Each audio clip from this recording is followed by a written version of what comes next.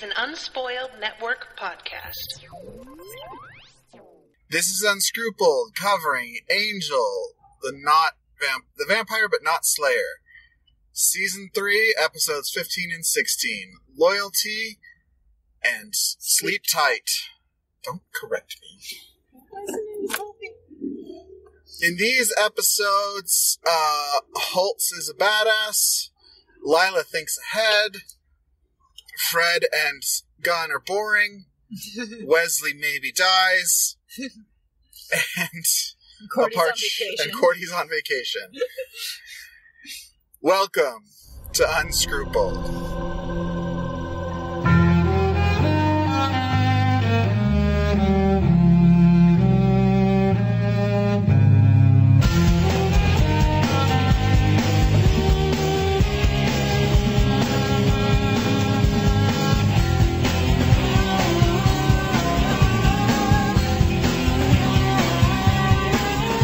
So who the fuck are you?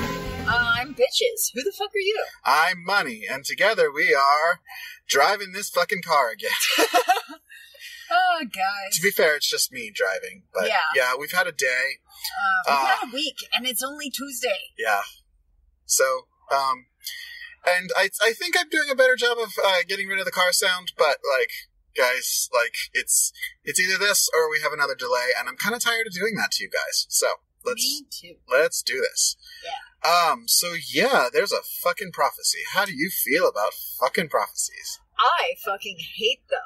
Okay. I hate them so much. Where do these prophecies even come from? Who is this son of a bitch in the past who's just spouting off nonsense? I have a theory. What's your theory? I have a theory. It could be bunnies? No. That it's Sajan. And he's like, I'm gonna go back in time and make a prophecy to fuck with Angel. Huh. That'd be cool. Yeah. So that's what I think is going on. But since you say that would be cool, something tells me I am very fucking wrong about that. But still, like, all of this seems a little too pat. You know? So the last time we saw, like, a prophecy involving Angel in this series, it was that Shanshu bullshit that we still haven't seen.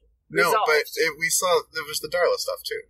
Well, there was also prophecies about Darla stuff, and they seemed to pan out. Except that, like, they said that something that was dead would be I don't even know what the stupid prophecy said, but it said there would be no birth. There would be no birth. Well, right. There wasn't. That's fair. So I'm kind of into this, and like I'm running with my little theory that Sajan has gone back in time, and maybe he hasn't even done it yet. He's like... he's going to have that idea in 5 years and be like, that's how that works. Or maybe this is all going to play out, and it's like, maybe Angel hasn't even wronged him yet. We don't know how stable in time this dude's memories are. Well, he did say that, like... Wait, how did Angel wrong him? Didn't he, like, murder someone or something? I mean, probably. But, yeah, I'm pretty sure that time's stable enough that past Angel wronged past Sajan. Okay. Well, this is how far I have to reach to make Sajan even remotely interesting. Yes. Luckily, there's a lot of interesting people around Sajan and Angel in this. Yes. Guess who's not one of them? Who? Connor. Well, he's a baby. I don't like babies in my TV shows. Like, and I'm really hoping this baby dies, and here's why. Wow. Because, like, there's two ways of dealing with a baby. Yeah. One is to up the stakes temporarily, and then everyone just sort of forgets about the fucking baby. He goes upstairs and never comes home again. Like Friends, yeah. So, like, Rachel had a baby on Friends, and then there's a whole half a season of her freaking out about it being a new mother, and then everything just goes on, and they vaguely reference her name every once in a while to remind you that she has a fucking baby, even though she's constantly hanging out with her friends at a coffee shop on noon on a Wednesday. So... Wow. Yeah. That nanny must be making bank. Yeah. So, yeah, and I don't like babies. I think they're, as far as plot devices, I'm not real fond of them just as a concept. Okay, Individual babies are fine, but, like... Time out. You said there were 2 things they could do with him, but you only told us one. Oh, that's right. So the other thing they could do with him is, I have to talk about that later. Okay. Because that involves the end of these 2 episodes. Okay. So, in our Bitches and Money tradition, I think we should start with the most boring plotline first. Okay. And what do you think that is? Fred and Gunn go on an Fred and adventure? Gunn going on an adventure. Yes. This bores me to tears. As much as I like Gunn, as much as I want him to get his dick wet, it's just boring the shit out of me. I think they're getting pretty wet. Okay. Yeah. So, Fred and Gunn are dating, and the tension in this plot line is supposed to be that Wesley will not approve of them dating. And of course, there's, I don't know why Gunn thinks this is a great job. Yeah, seriously. I get do what you love, but there's other money to be made. Yeah, you could beat up demons and get paid for it, like, all over the place. Buffy hasn't figured it out yet, but I'm pretty sure in LA that's totally a startup. You could be a bouncer at a demon club. Yeah, but then you're part of the system. Yeah, but the best way to take down the system is to throw a wrench into it, not throw a wrench at it. Okay. That was a really tortured metaphor, sorry. Yeah. But it's a lot easier to take down the system from within than without. I have not found that to be true. Yeah, well, you do more damage that way. So,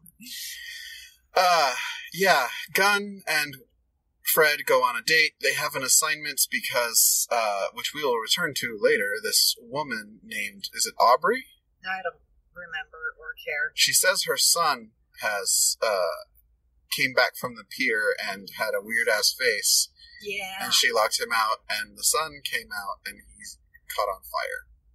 Yeah, and she doesn't want this to happen to any other mothers.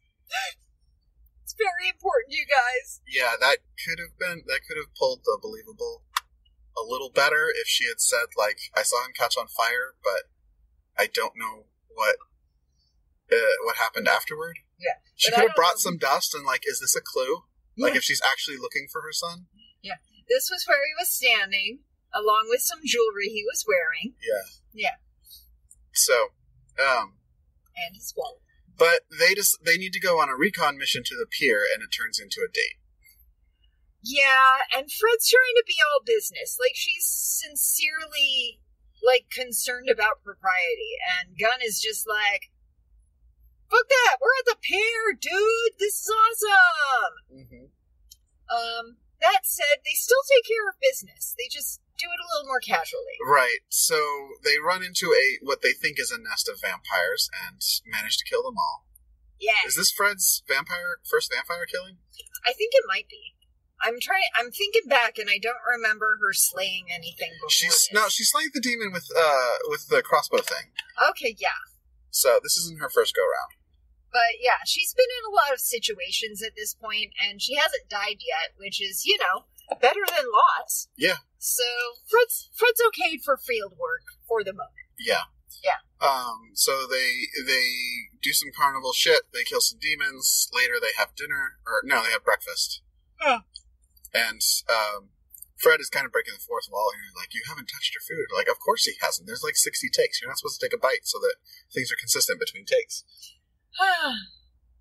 Fair. So it reminds me of, like, Chris Pratt.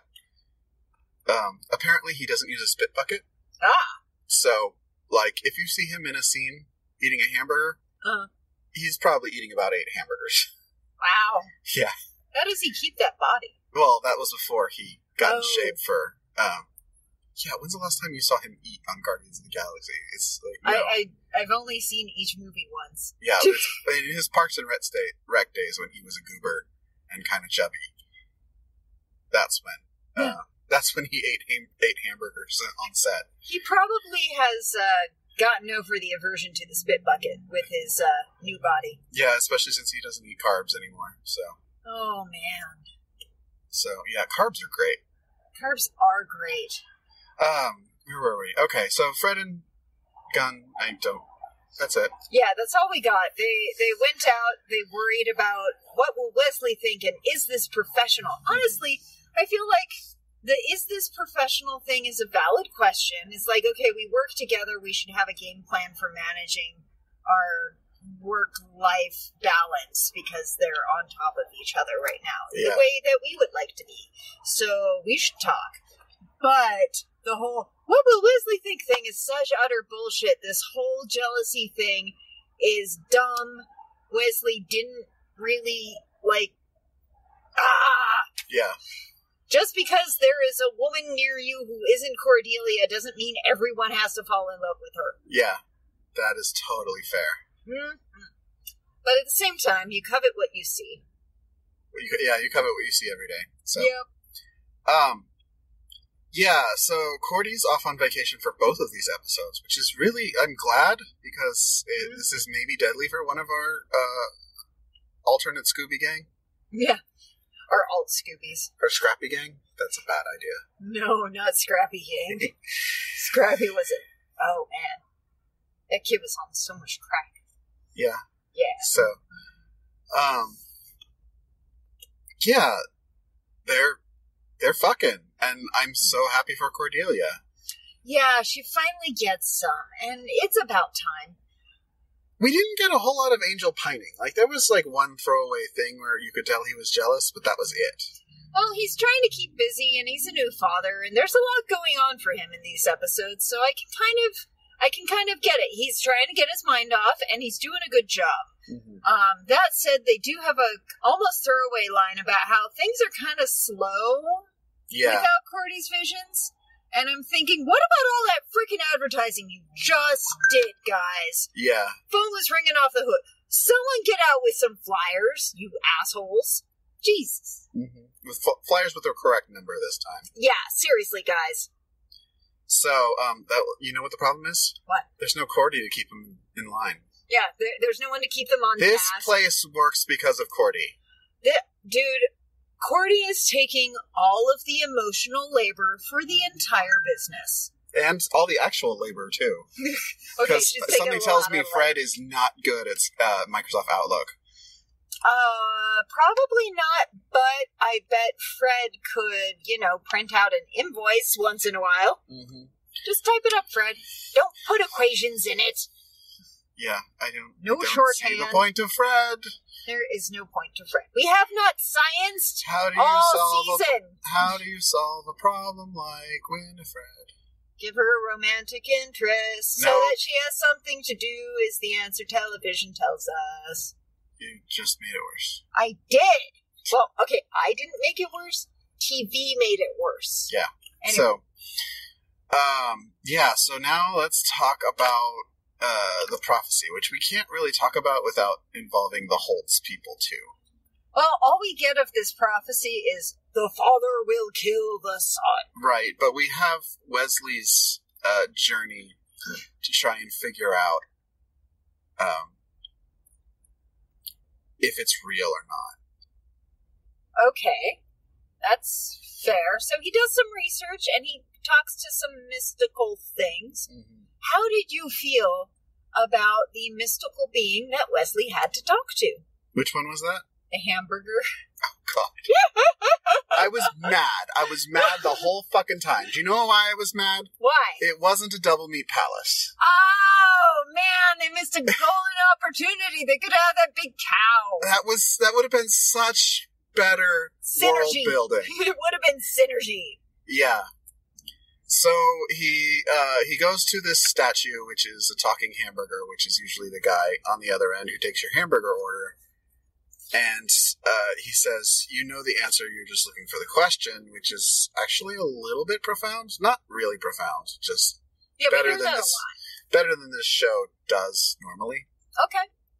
So, and yeah, this is a really good point, because Wesley knows that this is true, and he knows it's going to happen. He knows what the prophecy says, and he's looking for a way that he could be wrong, which is thinking there's a mistake and hoping there's a mistake are two very different things. Yeah.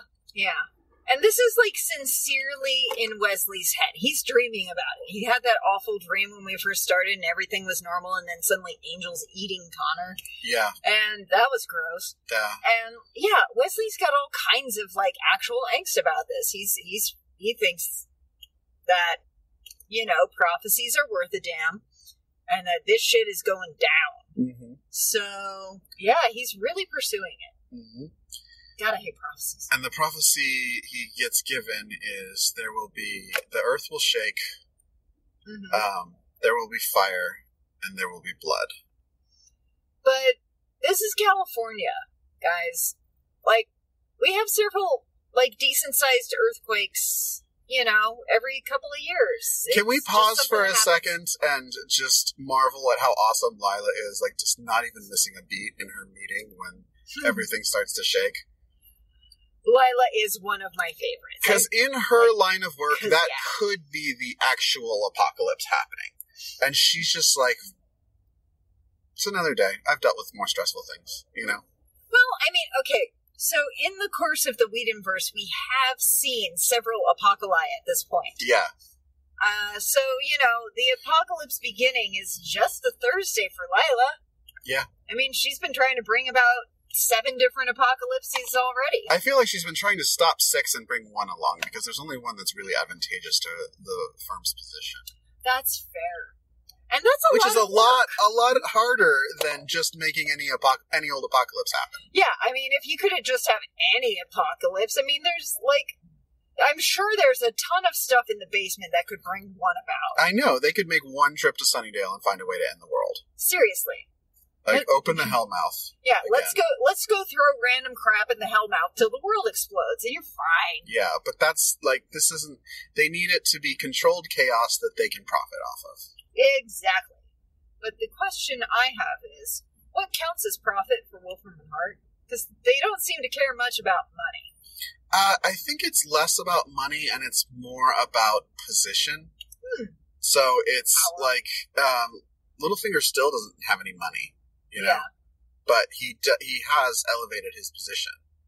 Okay. So they're looking for power in the sense that they need weapons, they need people to respect them, they need people to fear them, they need people to believe they are in charge.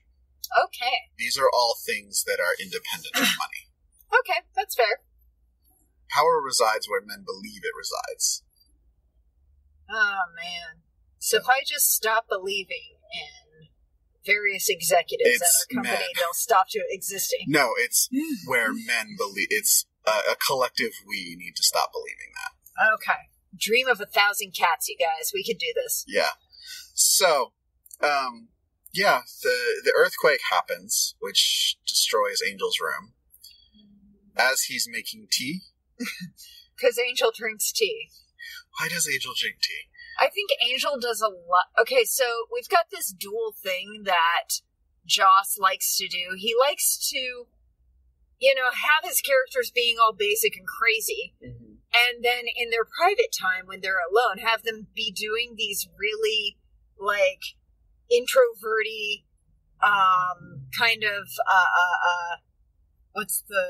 meditative things, right? Mm-hmm. So, Angel knows Tai Chi and drinks tea and does other vaguely Eastern things that are supposed to promote inner peace. And I'm just fucking not here for it, man. Okay. I am just... And I know I'm going way harsh on something that only bugs me a little bit, but, it's kind of a pattern for Joss. Yeah, and it's cheap.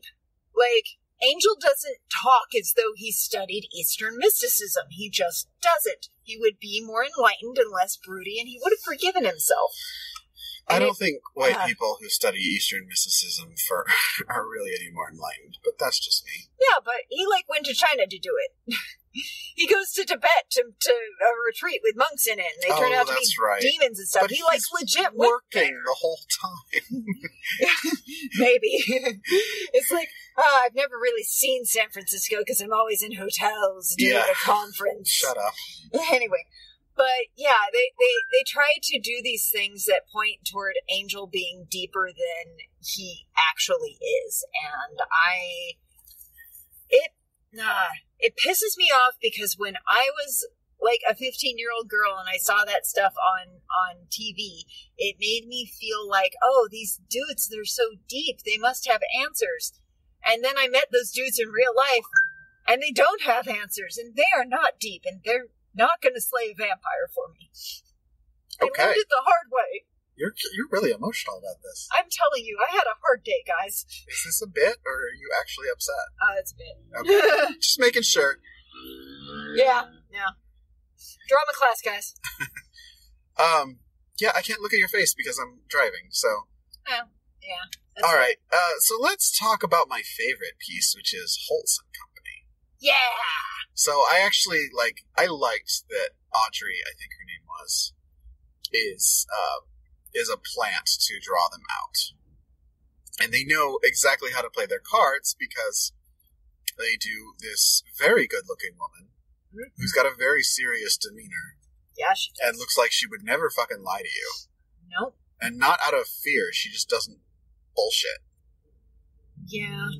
She's got a kind of hard but exotic look. Very pretty. Very and also very exhausted. Yeah. So, which is exactly what you'd expect out of a gang of vampire slayers who have all lost someone to a vampire. Yeah. So, yeah, the idea here is they need to draw out. I don't really know what they're planning on doing. Are they just doing recon? Like, how well do these people react? Well, considering they got Sajan there for the big showdown at the end, I think this is all part of an intricate plan. Okay. And yeah, they're totally doing recon at the same time, but you have to do recon if you want to lay out and execute an intricate plan. Right, and they've got dossiers on everyone, and Fred, and Gunn, and Wesley. They don't have one on Cordelia for some strange reason. Because she's not there. Yeah, but... It's been a week. I feel like they would look into the employee list. It's adorable that you think they have an employee list. It's adorable that you think they have lists.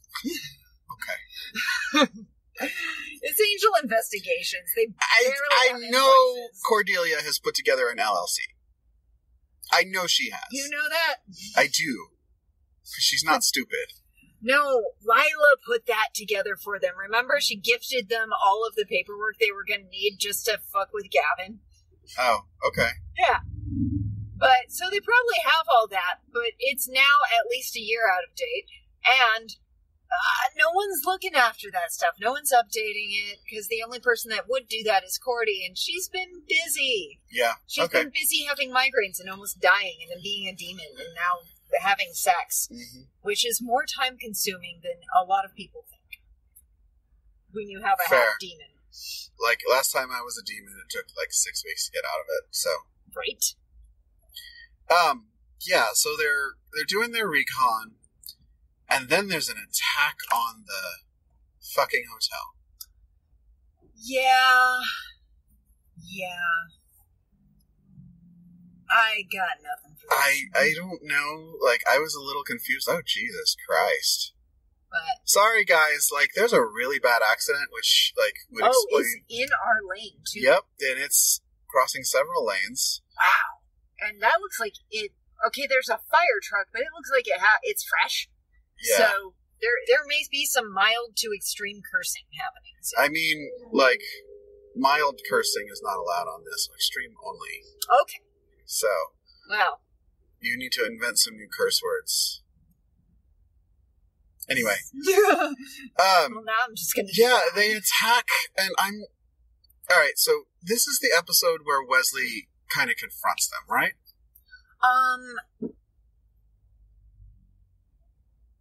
Confronts them about what? Because Wesley's full of angst. He confronts them about setting them up. That happens before the attack. I remember. Yeah, I do. I remember that because everyone's there in a circle, and they're all like... Oh, yeah. So Wesley shows up here and is like, why are you fucking with us? And they're like, well, we take down vampires. And he's like, well, this man is good. Yeah. And they're like... So what? No, but Holt says we're here to protect the child. It's like, from what? Holt's is like, you know. Yeah, from the vampire. Yeah. And the fact that this is Holtz's angle is what suggests to me that this is a grand-ass conspiracy. Right. Because why would Holtz have that... Like, why does Holtz have this fucking motivation? Because this feels like exactly what he needs to say to turn Wesley. So that's another piece that makes me think that Sajan has either A, in the past already put this prophecy in place, or B, will go back in time to create this prophecy.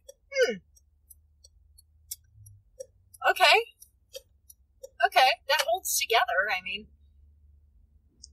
Alright, we are passing the accident here, and it looks like a lot of people are standing up. And so it looks like everyone's okay. Yeah, everyone appears fine. There's an ambulance, but there's no one in it, so that's a good sign. Yeah. I'm glad everybody's okay back there. Yeah, and now you can hear my giant-ass engine revving up because we are passing all this nasty-ass traffic. Yeehaw!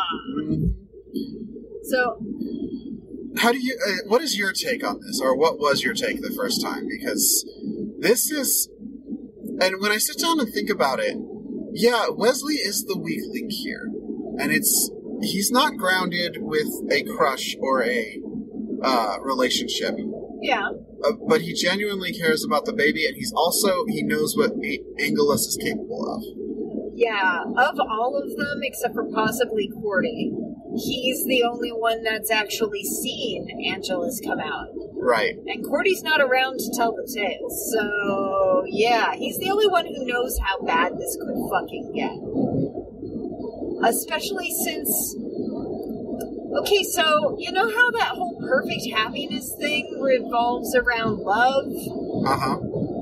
I've heard many times that parental love is far more pure than romantic love. Oh, that's an interesting angle. Disney's really leaning hard into that, too. Yeah. Where the true love is between two women and it's not romantic love? Yeah, it's, family love. You can love your sister. You can love your adopted kids. Daughter. You can... Maleficent-wise. Yeah, God, that was good. Well, the movie wasn't good, but I love that ending. Oh my God, it's a pretty movie. Anyway, point being, why is no one worried that he's going to be sitting there singing lullabies to this kid and suddenly turn evil? Because parenting is stressful, yes? Thank God for that, because otherwise, we could all be dead. Exactly. But yeah, it's like... Wesley cares about Connor. He knows about Angelus.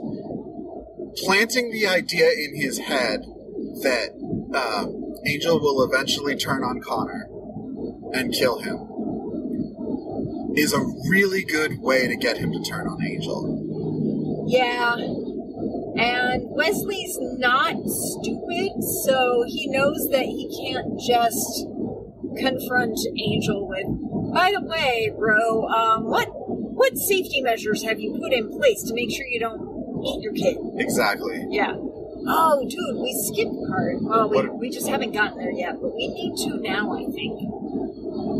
Because Connor got a checkup. That hasn't happened yet. That's the first... That happens before Wesley goes to see the Gang of Holds. Really? Yes, indeed. Okay. Because at the beginning of these episodes is when Angel starts drinking blood like it's going outside. I thought that was the second episode. I'm pretty sure Wesley goes to see the gang in the second episode. No. No? Wesley goes to see the gang in the first episode, because at the end of the first episode, they have that fight. One of them gets crossbowed in the back. There is no gang in the second episode. It's just Justine and Holtz. Ah, okay. I got all turned around. Yeah, sorry. the checkup was the cold open of the second episode. These ones have such a similar, These feel like they should be part 1 and part 2, or part of 3 and 4. Yeah. That's what I feel like here. They have very similar tone. They are very definitely in the same story arc. Mm-hmm. And this kind of is where you really start to feel that. In the past, story arc episodes have been kind of spotty and scattered. Now is when we get the feel that these go together stylistically, so they go together narratively. Right, and Darla weaved in and out for a while. Uh-huh. Far too long. Yes. We still haven't seen Drusilla. Yeah. Yeah. So this is kind of what I'm here for. A long, overarching story where, solving the problem of the week does not end everything. Right. It's got to build on itself. Right. So And sometimes winning battles, like, hurts your war effort. I that's the stuff I want. I want how it's complicated. Right. And, yeah, we're getting it. this is where... Yeah, I know. And, I'm a little low-key annoyed at how you're not willing to try Parks and Rec because the first season is bad, and yet, like, now we're getting into the good Angel stuff halfway through. When do I have time to watch Parks and Rec? I don't know. I think you and Gwen would really enjoy that show. Gwen won't even hear of it because the first season was so awkward and bad, and Gwen really hates awkward things. Okay. But I'll watch a couple episodes, and if I can vouch for it, maybe I can turn her. Okay. Like a vampire. Yeah. So, yeah, let's talk about the checkup, because these all bleed together. They really do. So, Lila knows that some of Connor's blood is a good asset to have on hand. Yeah, she's really This bitch overthinking. is prepared. She is. She's so good at her job. Oh my god! I want to know what other assets she has collected that they haven't found a use for yet. Right, like she's probably just got a whole like closet full of stuff. It's like, and here's Angel's second cousin's toenail clippings. What? They might come in handy. We might need asset of a family member. But also, like, what people she has on retainer. Like, what favors has she done for other assassin demons that she might need to call in at a moment's notice? Lila would make a really good chief of operations. Yeah. And that may be her actual job at Wolfram and Hart now. She is the Cordelia of Wolfram and Hart. I think Cordelia is the Lila of Angel Investigations. These are not mutually exclusive, so... Lila's been doing it professionally for a lot longer. Yeah. Yeah. And talking about this flashes me back to the Billy episode where they kind of bonded, but they also, like, hate each other. Yeah. I want to see that show where they're just, like, having a buddy cop drama or something. It would be so good. And we also learned that Wolfram and Hart has a policy of non-engagement with Angel unless it's necessary. Recently, yeah. Pretty much ever since he started chucking people out of windows, they realized that fucking with him was not cost-effective. Right. And they need to just leave him alone so that he can fulfill his part of whatever fucked-up prophecy is going to make them profit. Right. So, where I'm going with this is... when Lila has 2 meetings with Sajan. Actually 3, but Angel interrupts the third. Oh, yeah. The first meeting is in her office, and this is where Sajan says, hey, I hired this guy, I brought him back forward in time a couple hundred years, but he's not working out, so I'm looking for partners in taking down Angel. And she's like, we have a policy of non-engagement with Angel. She holds up a sign and says, count me in. Yeah. They meet at the bar later. Yeah. And he's like, yeah, I need a sample of Angel's son's blood. She's like, oh, I got that. Yeah, what else you want? And I'm trying to think of a real-life example that I've experienced. But I think the closest one is that it went viral a couple of years ago, but there was a kid who carries around tampons for his female classmates. Oh. Yeah, because he's just like, yeah, I got tampons. People need tampons. I also got Kleenex. What the fuck? And not in high school, but like later on, that kid's gonna get hella laid. I hope so. Yeah, because he deserves it. Thoughtfulness like that doesn't always get the young ladies, but oh man, he like 30-year-olds. Oh wow, it's like, what? You did something nice for me? Well, I'm coming right now. Yeah. So I also like that's reading his story is what made me stock tampons in my condo. So, yeah. And it came in handy because I got a message from a friend who worked like around the corner from me, and she's like, "Honey, I need you to go to the store and get me some tampons." I'm like, "Bitch, I'm not going to the store. I've got tampons. I'll bring them by." Yeah. Like I'm not putting on clothes for this shit. Just come to my house. No, I went to her workplace. I was wearing sweats, but oh, okay. Yeah, but not like real clothes. Yeah, but I'm not gonna like be in front of CVS people that I have to interact with and other scenarios, you know? Oh, I'm not fucking showering. I will absolutely go to the CVS in pajamas. It's like, hey, Roy, hey, Sally. Yep, picking up my scripts. Yep. These are very nice pajama pants. Thank you very much. But yeah, it's like, I love how prepared Lila is, and she's just like, done. And he's like, huh? Really? That was helpful.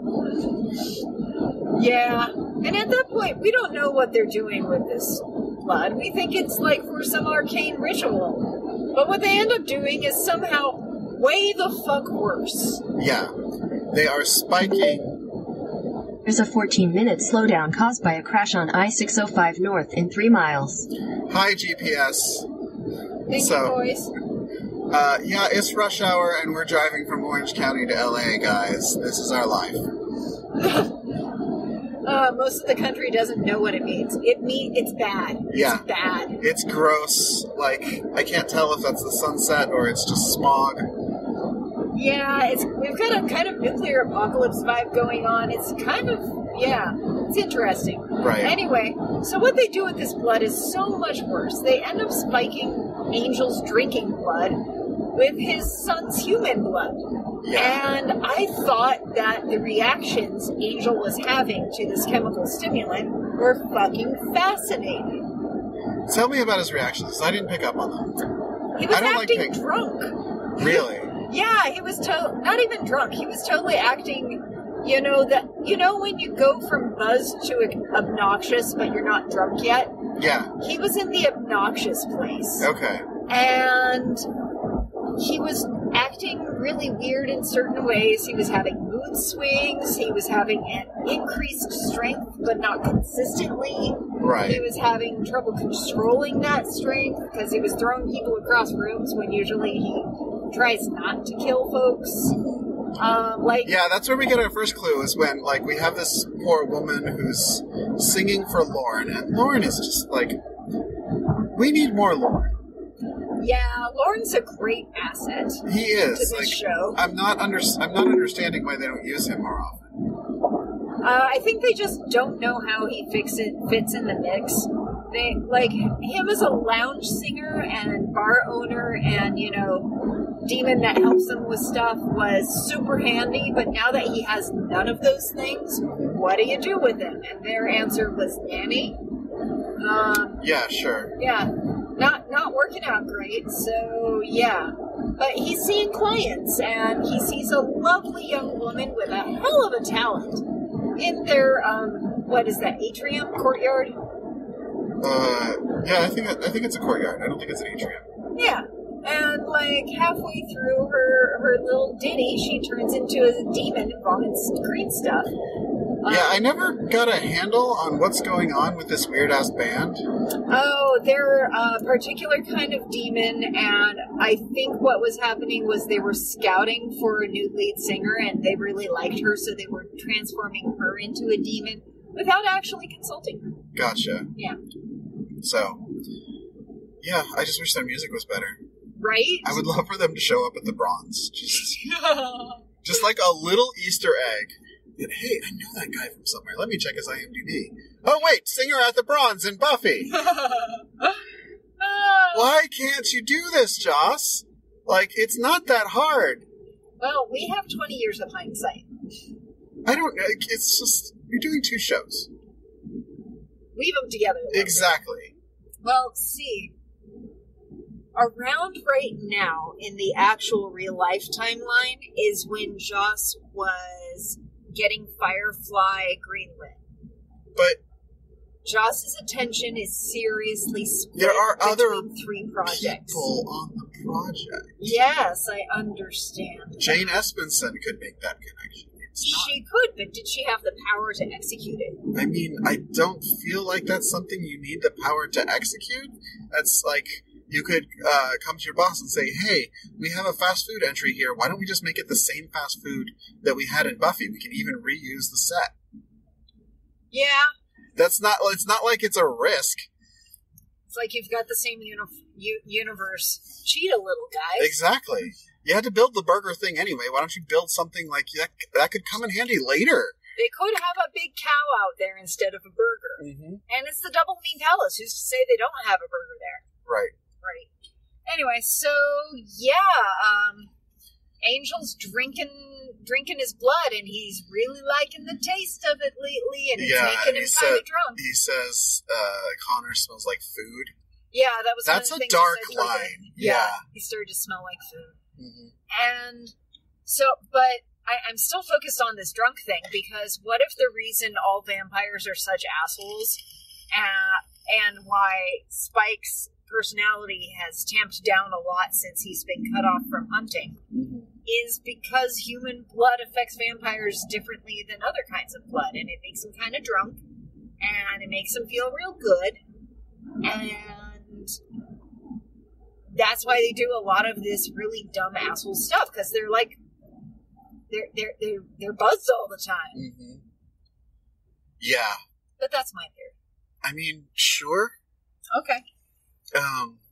Yeah. So they take down the band of demons. Okay. And that's where we get Angel's behavior being erratic. What else happens? Because I want to make sure we cover all our bases so we get to like the main event, which starts with Wesley going rogue. Not rogue, just doing what they want him to do. And this, like, it was so fucking well played that I refuse to believe that it doesn't work without the prophecy. Because Wesley has enough faith in Angel that absent the prophecy, they wouldn't have convinced him. So that's what makes me feel like this prophecy is a plant. Okay. The only thing that shakes him, that makes him not believe it, is the fact that he translated this thing.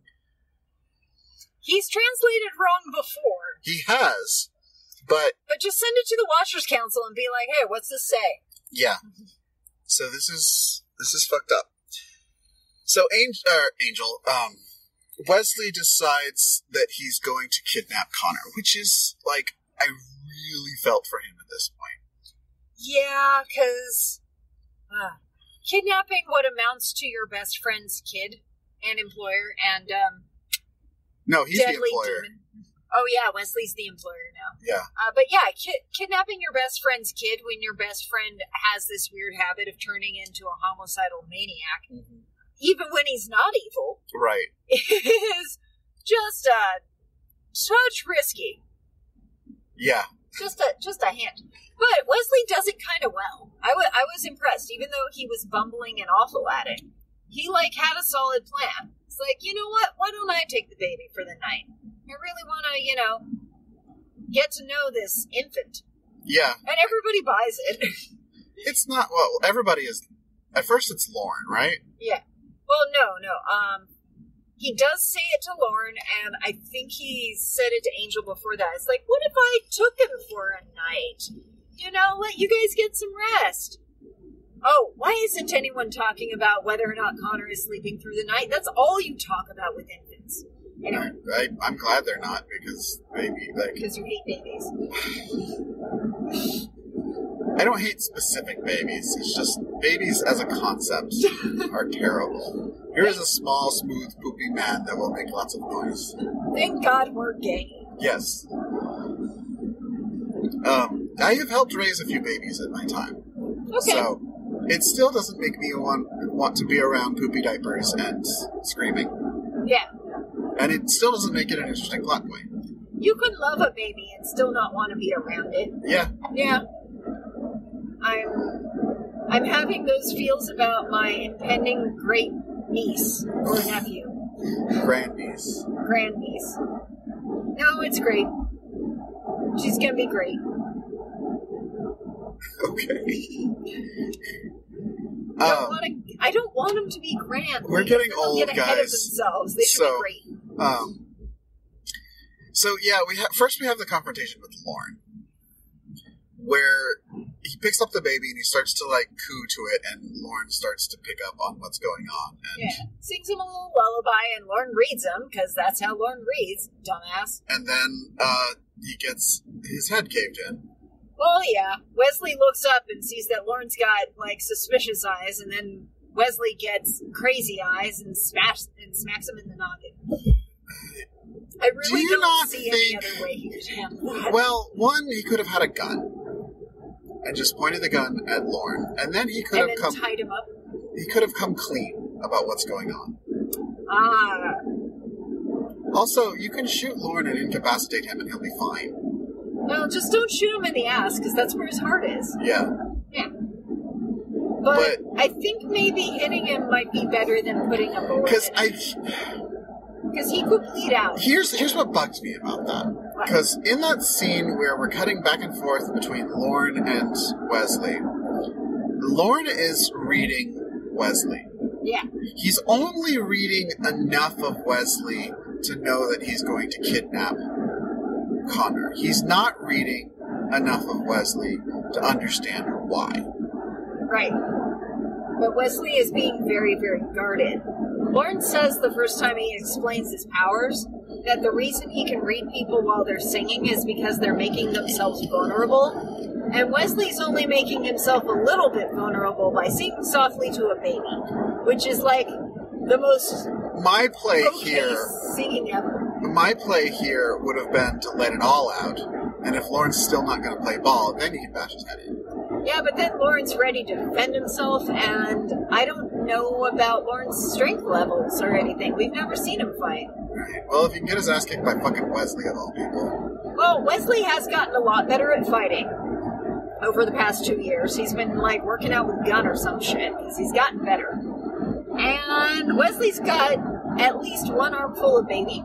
Yeah. Like, he would have to put the baby down and make sure it's not going to roll off whatever you put it down on, and care for, and, like, you know, pat it, and then he could go fight Lorne. Right. But by then, Lorne's already, like, beat him up. Okay, so he knocks out Lorne in his office, and then Angel shows up, and they have this whole conversation. It's like, let me take him home. I've got some, and Angel's like, well, you've got some, mind hitting those books for this thing? I have this thing you want to figure out. And he's like, yeah, but my references are better. Let me just take him. The park is better near my place. Yeah. I'm just gonna be Uncle Wes. It's fine. Yeah. And to be fair, I've totally done that with my nieces and nephews. It's only been like, hey, can I take your kid for a night? Like, yeah. We're chilling, and they're cool, and maybe you want a night to yourself. And I did that when my brother had his wedding night. They had forgotten to arrange childcare for one of his kids, and it's just like, just give me the 5-year-old. It's fine. Yeah. You go do you, yo. Okay. So I didn't think that part was weird, because, like, that's a thing uncles and aunts do. But he was so fucking cagey about it. Yeah. But I guess he's over-explaining himself. But that makes sense for Wes. Well, that makes sense for anyone who's bad at lying. Yeah. Yeah. And while he has been getting less overtly awful at everything and nerdy, he is not yet born again hard. Right. And yeah. there's a very believable lie there that he could say. Yeah. He's like, Angel, I need to get some. Babies are really good for that. Yeah, especially when they find out that not only really it's not I'm a good caregiver, but it's not mine. Yes. That works so fucking well, and none of this is a lie. None of it. Yeah, but do you think that the writers of Buffy and Angel actually have any experience like that? No. But they need a gay, you guys. They need a gay on the writing staff. Yeah. So it's one step down from a dog in getting a date. Wow, so, you're right. Dogs are more effective. They are. So yeah, he bails, and then they wake up Lorne, and Lorne tells them what the fuck is going on. And they freak. Right. Meanwhile, Wesley goes to the park, ironically, with the baby and meets up with Justine. Well, Justine is there waiting for him, and she's holding her side. She's got a black eye. Yep. And she says, "You were right. He's terrible. Holt is the worst." Mm-hmm. And I saw this coming so hard. Well, yeah. The thing that, but I didn't have 100% confidence that was going on, and here's why. Why? These episodes kind of have a little bit of a motivation problem. I don't understand why Holtz wants to steal the baby. I understand why he would tell Wesley that he wants to keep the baby safe. I don't understand why he wants this particular baby and to raise it. Do you want to speculate about it? Yes, but not till the end. Okay. Because it involves my theories of what's going to happen next. Okay. So, other than the itty-bitty hockey sticks, I think we've covered it all. Oh yeah, there were the itty-bitty hockey sticks. No, we have not covered Lila. There's two Lila things we haven't covered. Okay. One is that final meeting between her and Angel in the bar. Okay. Where he's like, "Where the fuck is my son?" And she's like, "I don't fucking know. Go away." Like, why would I? And that's where she has that line when someone tries to approach her, and she's like, "Not on your best day," which is not that scathing, but for network television, that's pretty fucking harsh. Yeah, but I can't wait to say it to someone at the bar on Friday. That's fair. Yeah, because I'm gonna wear that jacket. Oh yeah. All right. Yeah. Then let's see. So she talks with Angel, and then Sajan appears, and this is where we get the, "What's your problem with me, dude?" And he's like, "You don't remember me?" He's like, "No, I don't fucking remember you." Sajan is just not a great presence. I think he's kind of cast well in that nobody seems to take him seriously, which is a recurring problem for him. Yeah, he's like the fanboy of the demon world, just like, yes, your overarching plots and foils and things and whatever. Yeah. Yes, you're a mighty time-traveling demon. Yeah. Yeah, and it's like, he looks intimidating, he's got a lot of powers, but at the end of the day, no one really listens to him. Well, he's incorporeal. What's he gonna do? Yeah. Like, watch them sleep? Like, oh, I'm watching you in the shower. Ooh. I mean, the reason he hasn't taken on Angel himself is, well, Angel would kill him, and he's incorporeal. But yeah, it's kind of like, because, and I can't take credit for this saying, that credit for this actually goes to Jay Smooth, but unrequited beef is the saddest kind of beef. Oh, yeah. When it's like, man, I hate them. And it's like, well, how do they You are in a 5-minute slowdown. Thank you, boys. Yes. Yeah, he doesn't know I exist. Nothing is sadder than someone on Twitter trying to start beef, and the person they're trying to start beef with is like, "Yeah, sure, dude. Who are you again?" Yeah. Cool story, bro. Yeah. So, yeah, where else? And we also have Lila. I forget where she shows up with her minions. But, they show up at Holtz's place because they're trying to track him down. And I'm not entirely clear on Lila's motivations here either. Check in? I don't know. 15-minute stand-up? Who's to say? Yeah. So, they decide to... they get a sighting of him under the 6th Street Bridge. And this is where Angel beats up 2 of Lila's henchmen. And... basically goes with them to confront Holtz. Yeah. We haven't mentioned that Wesley Gonen got his throat slit. Yeah, Wesley, when he was talking to Justine, she, of course, double-crosses him and manages to cut his throat and abscond with the child. I don't think double-cross is fair. I think she single-crossed him.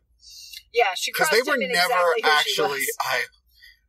Well, they allies. did have a deal. She lied to him once, Okay, fine, it's a single cross. Yeah, it's not like she'd put up a show of good faith anywhere else. It's like, yes, we are bosom buddies. Yeah. Okay, fair.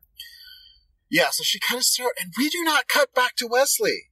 No, we do not. We never see him getting saved. We never see him getting found by joggers. We never see him die. We don't know. We don't know what's happening with Wesley right now. And it's pretty tense.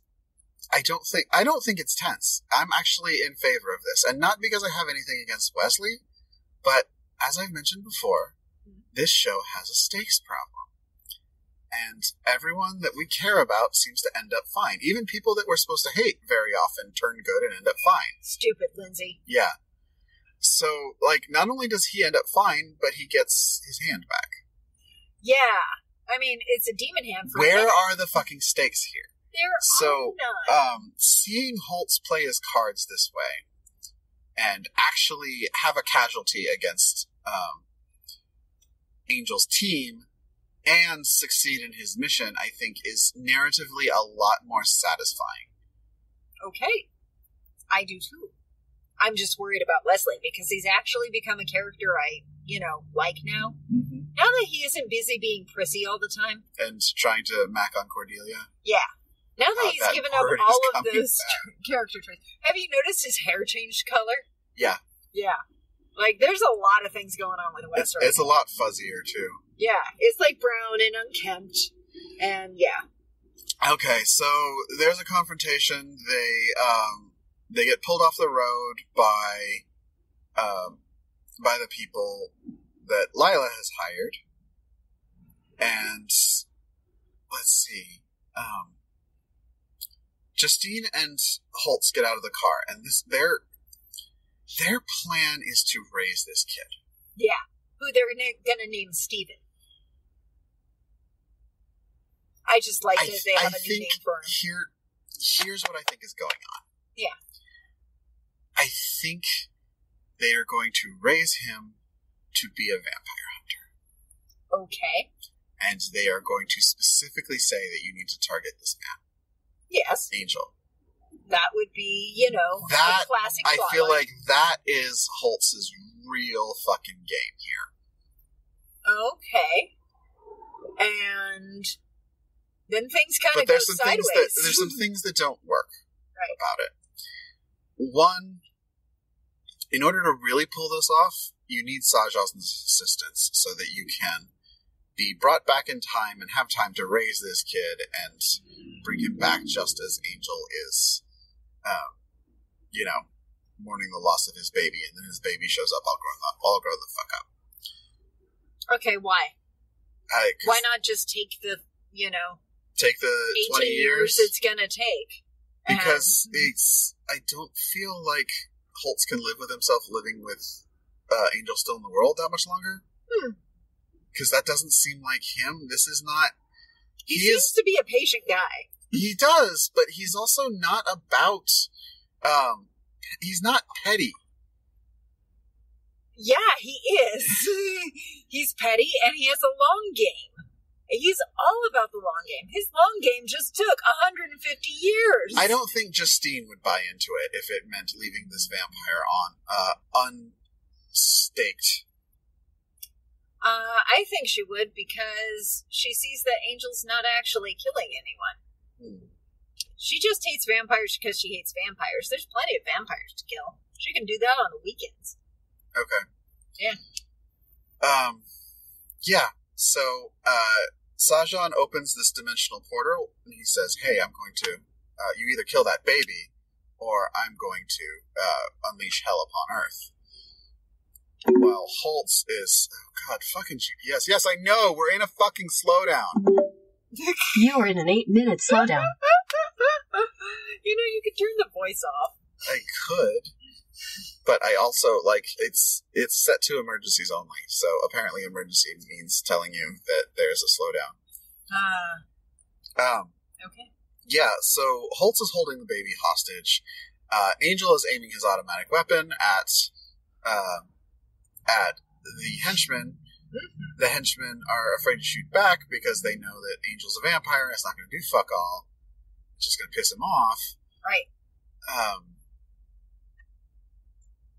Yeah, someone just passed us on the right, on the shoulder, so... threw us off a bit. Yeah. Anyway, so, Angel's holding people at bay, and Sajan's threatening stuff, and Holtz is holding the baby. Or was it Justine? Someone's holding the baby. No, Holtz is holding the baby. Yeah.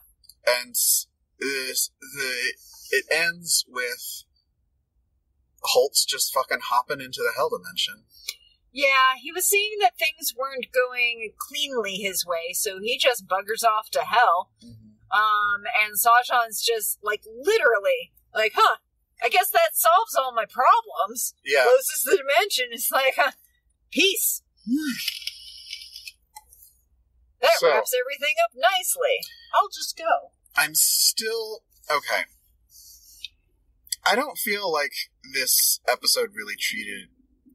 If this really was the end of Connor, we would have had the Doyle slow-mo music montage thing happening. Right. Connor's story is not over yet. Yeah. So I don't think Connor is dead. Although it would fit because he specifically says, I'm your father, this is your mother, we're going to raise you. Yeah. The father will kill the son. And, yep, there it is. Interesting. Yeah. So I think we are going to see Connor come back full grown. And soon. Okay. Because he's in one of Sajan's dimensions at this point. Because that's the other option. Right. Other than forgetting about the baby, is baby comes back as a person. Right. And either A, Angel will put him out of his misery, or B, he will put him down for some reason. But one way or another, there's going to be some epic Angel Connor fighting. Yeah, I think the prophecy is true. Unless Sajan, my only other option is that Sajan is the author of that prophecy and it's not real. Okay, I guess we're going to find out. Let's see.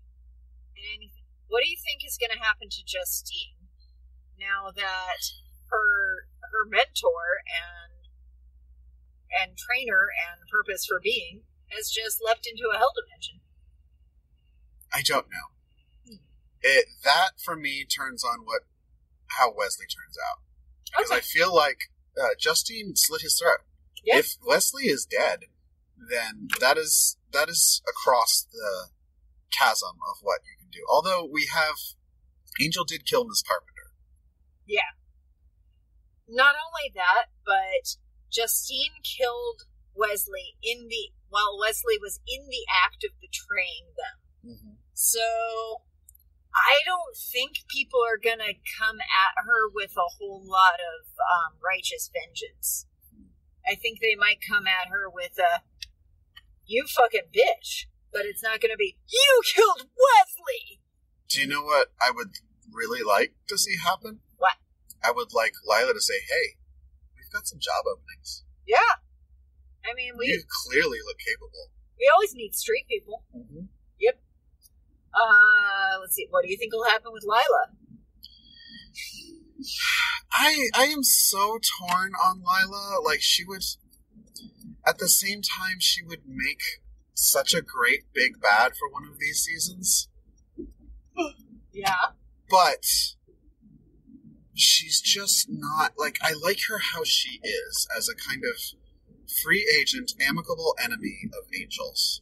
Yeah. She's a lot more interesting that way. Mm-hmm. And the longer it goes on, the longer we are allowed to like Lila, the more I'm worried that she is going to turn good at some point, which is not interesting. Okay. But, I was worried about that with Spike, and that didn't happen. So Yeah, he hasn't gotten good. he did get into the Scooby Gang, but he did not become good. Yeah, he just kind of got neutered. Uh-huh. Yeah. Well, let's not gender role-ize this. I don't have another word other than impotent, and it's still there. Defanged. Defanged, fine. Had his wings clipped. There's a lot of... I feel like those don't go far enough, though. Okay. Anyway, but yeah, so what about Fred and Gunn? Don't care. Okay. What about when Cordy and Grusela come back from vacation? Find out the baby's gone. I honestly don't want them to come back from vacation. Just I be want- away forever. I want Cordy to go and be happy with this weird-ass other half-demon. Yeah. Just bang your way around the globe. Mm-hmm. Go for it. Cordy. Was this help me out here. Did Charisma Carpenter get knocked up? Because it's one of the ways that they would write around that thing is oh, this person went to Milwaukee for a couple months.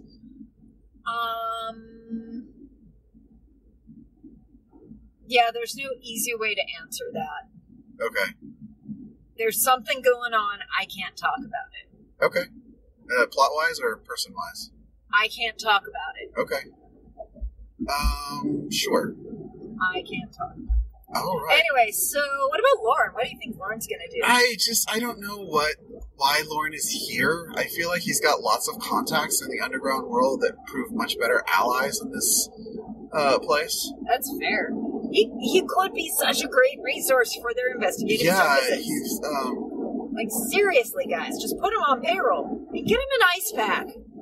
Man deserves an ice pack. He deserves his own room, and he could do intake for new clients and make them sing a song. Absolutely. That would be great. Especially after Audrey, that would be something. He's a great screener. Mm-hmm. Okay, so what do you think Angel will do now that he's... I think he's going to go on a rampage and he's going to try his hardest to figure out how to get into this hell dimension. And I think that's where his confrontation with his son is going to happen. Okay. All right, then. I think that's all I got. Okay. So, once again, we're in the car, so if I remember, I'm going to read patrons later and cut that in. So, yeah. We don't have any we don't know if we have any new reviews because, I didn't check before we left the office. And we're in a car. We're in a car. So, this is where self-driving cars would be helpful. Yeah, but still scary. Yeah. Can't we just have, a light rail? Yeah. Yeah. I'd be cool with that.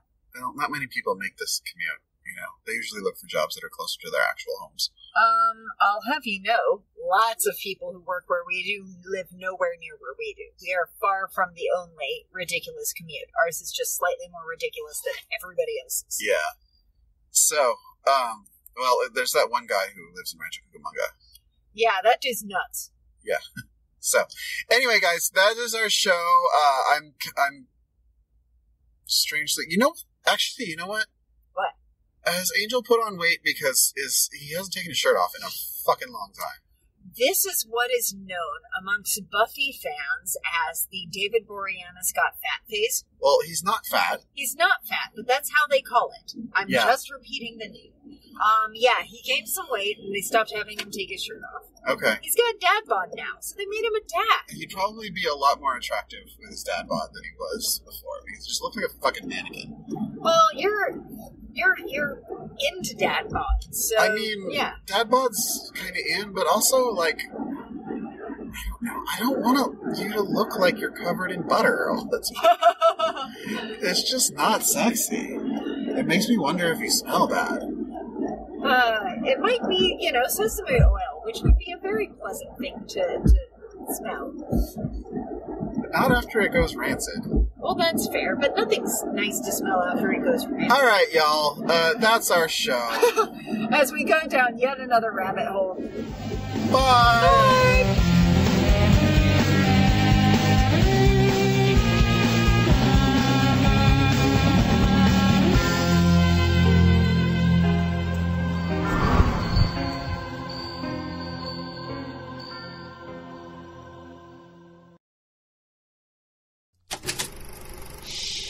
That was an Unspoiled Network podcast.